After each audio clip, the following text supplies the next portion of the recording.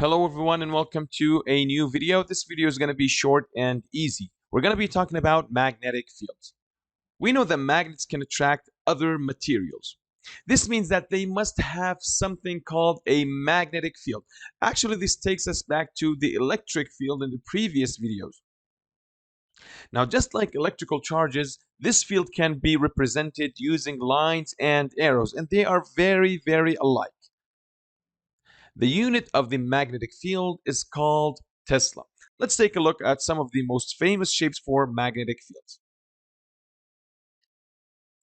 Magnetic lines go out from the North Pole and into the South Pole. Actually, this reminds us of the electrical field, where the lines would go out from the positive charge and go into the negative charge. So, this is a kind of familiar shape.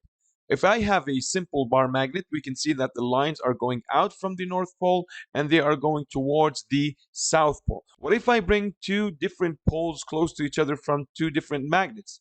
It looks very similar to what we studied in electric fields, where the lines would go out from the positive charge towards the negative charge. They look very similar, as you can see. Here, the lines are going out from the North Pole towards the South Pole. So we can imagine the North Pole as being a positive charge and the South Pole as being a negative charge. Now, if I bring two different poles together, we see that the lines will repel. And at the middle point between these two magnets, there will be no magnetic field. This means that if I put, say, a piece of iron filling between these magnets, it will not be affected at all. Now, what do you think the shape of the magnetic field would be if I had a South Pole close to another South Pole? So let's do a quick sketch of this. If I had a South Pole and another South Pole right here, the magnetic fields will repel. But this time, it's very important to keep in mind that the lines will go towards the South Pole, on the contrary from the North Pole.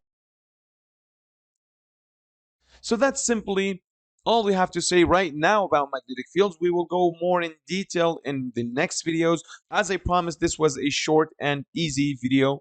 Stay tuned for the next videos.